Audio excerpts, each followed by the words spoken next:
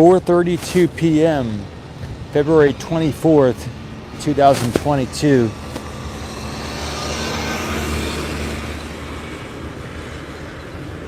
Chilly Thursday here, everybody. Just getting started. Did a bunch of work this morning over there at SpaceX, and I'll be here for several hours, maybe at least 2 hours, maybe more. Checking the good stuff.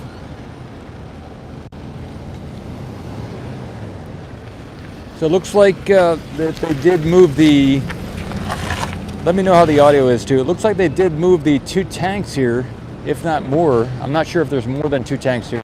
Let me see. I see 1, I see 2. Did they offload more than 2 tanks?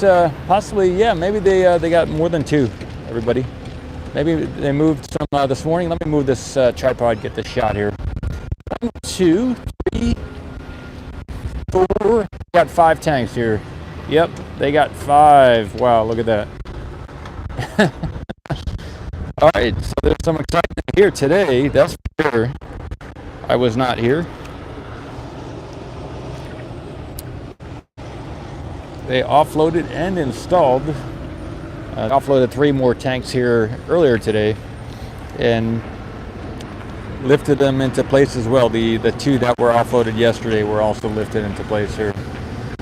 We got some type of platform coming out here, some pieces coming out.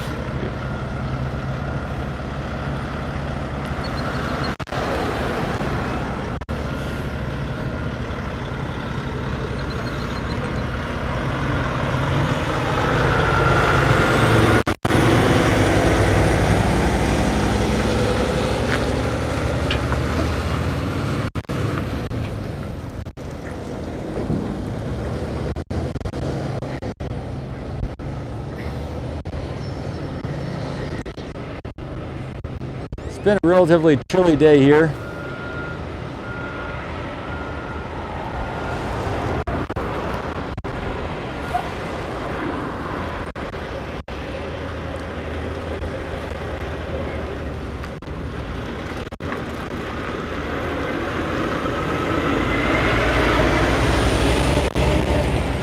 This morning I went with the people over at SpaceX and we were looking to possibly pick up some wood. We weren't able to get any wood for the kitchen, but also I was chatting with Jack over there at SpaceX, and I've had the OceanX website for quite a while now. In addition to the Ocean Cam, I have the OceanX domain .space. So Jack was mentioning that, and I've been thinking about doing some type of tourist thing as well, but Jack also brought it up today as well. We've never talked about it before, and he gave me the inspiration to type up and create a link on the Ocean Camera Space Corp website. There's a post there for the tours. So there's now I created a tour, a sign-up sheet, and $75 plus tax. So comes out to about $81 and something cents for a 3-hour tour, leaving from the Brownsville area and then returning to the Brownsville area. So we would come down here to the launch site, spend some time here, spend some time over there at the build site, maybe go to the beach if you wanted to, and then maybe stop somewhere in town for some food, and then finish up. If you wanted to park over at the SpaceX in Brownsville, that's where I currently have the tour starting from.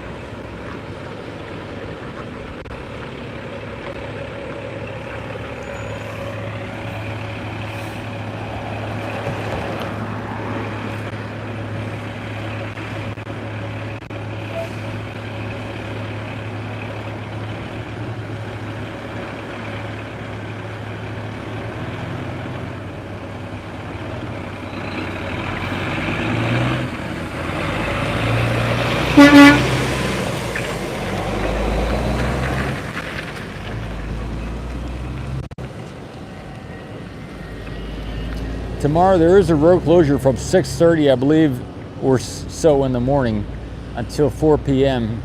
Could be 6 a.m. or maybe it's 6:30 till 6 to 4. I believe is the road closure tomorrow.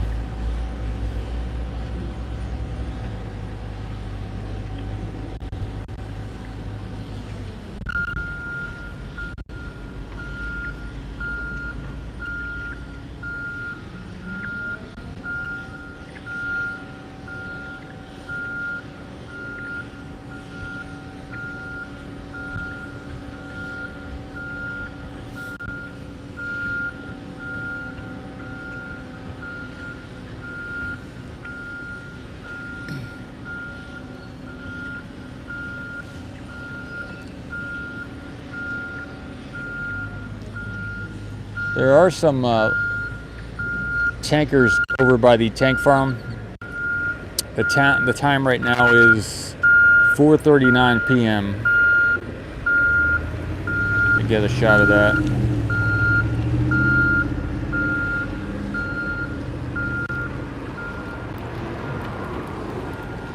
So there's at least one tanker down there. I'm not sure what kind of tanker. We'll see later on.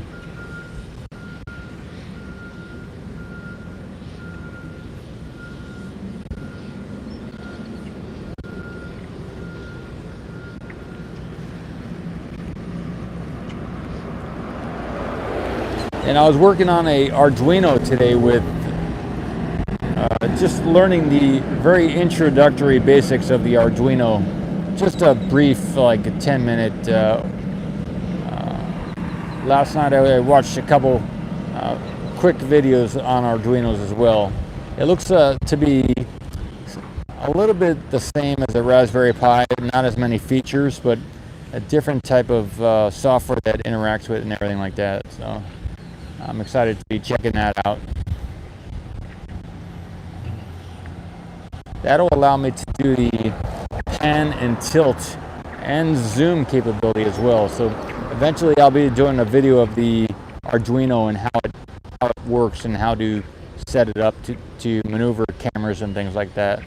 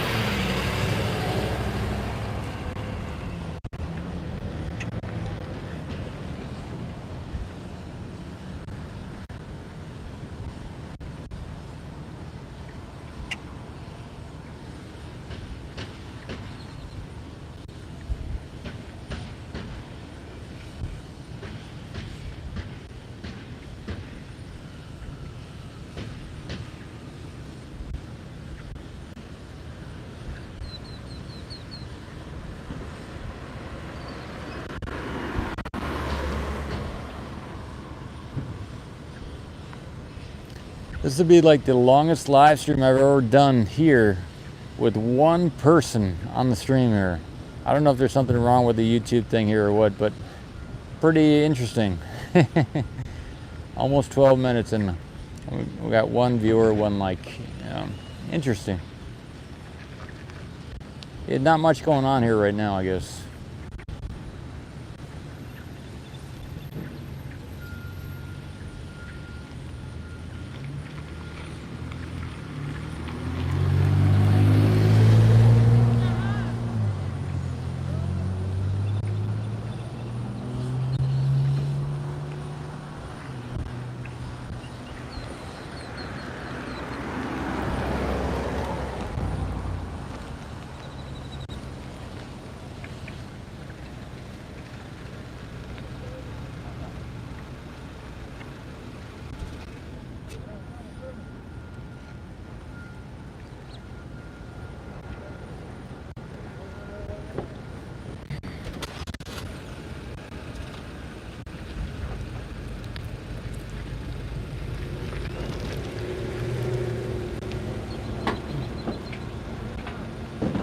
Well, I'll do about 2 hours here at least and see how it goes. I'll probably head home if nothing happens in that time frame. So it's about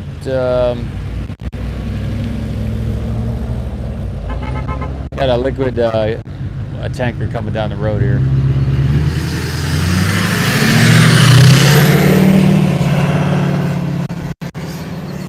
See what kind of tanker this is.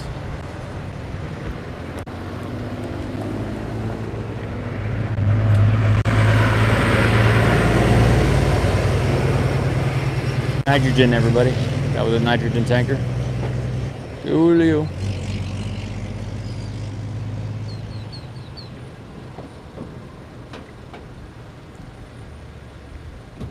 A lot of people were worried about what might be happening over there in Russia. I did watch a little bit of that on one of the channels. My viewpoint is that there's a bunch of people. Again, I've talked about this in the past about there are families and ancient bloodlines which make up the various organizations here on the earth. We can call them governments, we can call them mobs, we can call them groups of people, we can call them whatever we'd like to call them, but the earth is really just made up of people, and people form into groups, and the groups call themselves certain names. But really the earth is just made up of people, and these people can choose to make up rules and things, and then they can choose to, for whatever reason, maybe they collaborate across the planet here, and they choose to kill off a bunch of people or not. So the reasons for why we go to war are not clear in public view unless you really spend your time trying to figure it out. So I don't spend my time trying to figure it out. I just trying to bring the happiness and peacefulness and enlightenment for all beings everywhere in the universe. I'm not really centered on one party or another. There is an idea in the shamanic, Carlos Castaneda would talk about how war is a really good time for progress, spirituality, because in the everyday life, when everything's peaceful and it's just a system, when everything gets systemized, then people don't really have any struggle, they just kind of coast. But when it's a wartime, when they have to face odds, when somebody else is trying to get what they have, that is a time when the people will struggle and they may experience the most heightened times of their life. So from a shamanic viewpoint, the struggle is an important factor in progress, in learning. If we look at the lifetime of a human on the earth, it is seemingly short, but once that human learns of the transitory nature not only of the physicality of the body, but the immortality of the soul. When the human being in a body, the awareness learns of the immortality of itself, that is the moment when things change for that point of awareness. It's the point of awareness because until that human being with a brain realizes that it is more than just a human being, it is actually an awareness being. It's an awareness in a body being. At that point, when it becomes aware of itself as an awareness, the human being ceases to be only a human and becomes something more, something that it's always been. So when it has that experience, at that point, it becomes a development of awareness, of sensitivity, a development of sensitivity to the point where it realizes the awareness. Other people have awareness as well. They're not just people aren't just robots moving around. People are actually an energetic structure inhabiting a physical body. And when that awareness becomes clear, apparent, that's the moment when things change. And that point of awareness in a body, awareness is everywhere. But there are different points of awareness, and the different bodies are the different points. The awareness is everywhere simultaneously. Simultaneously, the awareness is everywhere. There's only one awareness, but it expands across the entire span of the universe. So the awareness is singular. It's a singular. There is only one awareness, but the points of awareness are infinite.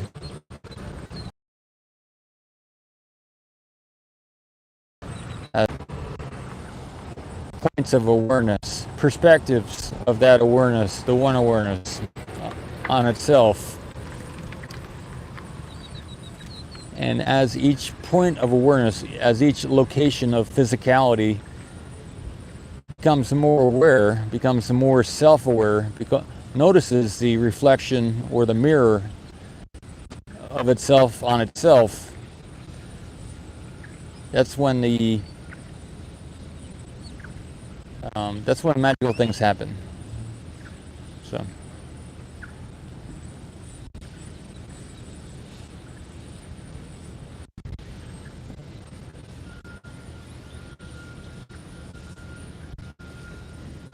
There were some kind of an exhibit. On an exhibit, there are platforms, and on those platforms are exhibits.